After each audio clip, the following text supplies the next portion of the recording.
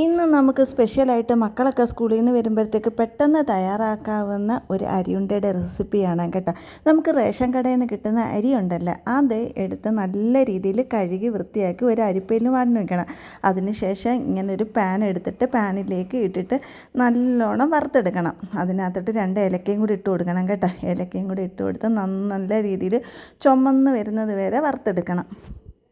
അരി കഴുകിയ വാർത്ത് വെച്ചേക്കുന്ന വീഡിയോസ് ഉണ്ടായിരുന്നു, അതെല്ലാം എൻ്റെ കയ്യിൽ നിന്ന് പോയി കേട്ടോ. അതുകൊണ്ട് ആ വീഡിയോസ് ഇവിടെ ഇടാഞ്ഞത്.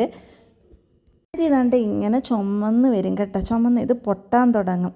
കേൾക്കുന്നുണ്ടോയെന്നൊക്കെ തുടങ്ങി കേട്ടോ. പൊട്ടുന്നുണ്ട്, കാണാവോ? സൗണ്ട് കേൾക്കാൻ പറ്റുന്നുണ്ട്. ഇനി നമുക്കിത് ഗ്യാസ് ഓഫാക്കി തണുക്കാനായിട്ട് മാറ്റി വയ്ക്കാം.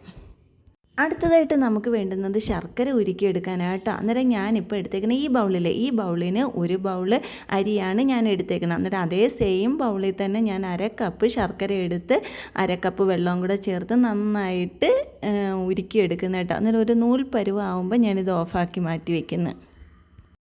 ഇനി നമുക്ക് തണുക്കാനായിട്ട് മാറ്റി വെച്ചേക്കുന്ന അരിയില്ലേ, അത് മിക്സിയുടെ ജാറിലേക്ക് ഇട്ട് നല്ല രീതിയിൽ പൊടിച്ചെടുക്കാം. ഇനി നമുക്കിതിലേക്ക് ചേർക്കുന്നത് തേങ്ങയാട്ടോ.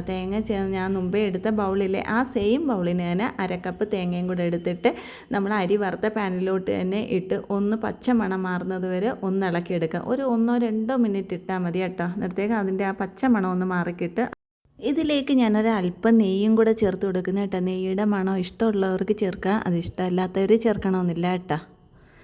ഇനി നമുക്കിതെല്ലാം കൂടെ ഒന്ന് മിക്സ് ചെയ്യാൻ കേട്ടോ. നമ്മൾ നേരത്തെ മിക്സിയുടെ ജാറിൽ അരി പൊടിച്ചു വെച്ചിട്ടുണ്ടല്ലോ, നല്ല ഭസ്മം പോലെ ഒന്നും പൊടിയണ്ട കേട്ടോ. ഒന്ന് ചെറിയ തരിതരിപ്പോടെ പൊടിച്ചാൽ മതി.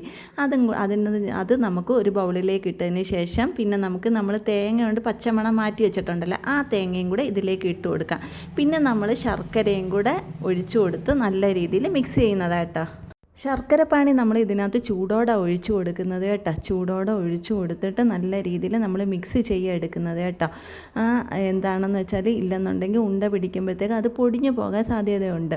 നല്ല ചൂടോടെ നമ്മൾ പിടിക്കണമെന്നില്ല. നമ്മളെ കയ്യിലൊന്ന് ചൂട് പിടിക്കുന്ന ആ പരുവുണ്ടല്ലോ, ആ പരുവാകുമ്പോഴത്തേക്ക് നമുക്ക് പെട്ടെന്ന് തന്നെ ഉണ്ട ഉരുട്ടി മാറ്റി വയ്ക്കാം. റേഷൻ കടയിൽ നിന്നൊക്കെ അരി കിട്ടുമ്പോൾ നമ്മളത് എന്ത് ചെയ്യും എന്നൊക്കെ വിചാരിച്ച് ഇങ്ങനെ ഇരിക്കത്തില്ലേ, മക്കളൊക്കെ കഴിക്കത്തില്ല എന്നൊക്കെയുള്ള തോന്നൽ വരത്തില്ലേ. അത് നമുക്ക് അവർക്ക് ഇങ്ങനെ രീതിയിലൊക്കെ ഉണ്ടാക്കി കൊടുത്താൽ നല്ലതായിട്ടോ. അങ്ങനെ ഇരിക്കുന്ന സമയത്ത് മക്കൾ പറയത്തില്ല, അമ്മ എന്തെങ്കിലും സ്പെഷ്യൽ ഉണ്ടാക്കി തരാൻ. അന്നേരം നമ്മളെ കയ്യിലൊന്നും ഇല്ല എന്നുണ്ടെങ്കിൽ നമുക്ക് പെട്ടെന്ന് തയ്യാറാക്കി കൊടുക്കാവുന്ന ഒരു ഡിഷാട്ടോ. അന്നേരം എല്ലാവരും ഒന്ന് ട്രൈ ചെയ്ത് നോക്കണം കേട്ടോ. ഇത് ഫ്രിഡ്ജിലൊന്നും വെക്കണമെന്നില്ല. ഒരു ഭംഗിക്ക് വേണ്ടി ഞാനൊരു വെള്ള എള്ളും കൂടി ഇതിനകത്തോട്ട് ചേർത്ത് കൊടുക്കുന്നുണ്ടേ. കുറേ ദിവസം വരെ നമുക്ക് വെളിയിൽ വെച്ച് തന്നെ ഉപയോഗിക്കാൻ പറ്റുന്നതായിട്ട്. അന്നേരം അടുത്ത പുതിയൊരു വീഡിയോ വരുന്നത് വരെ എല്ലാവർക്കും ടാറ്റ. Okay, bye bye.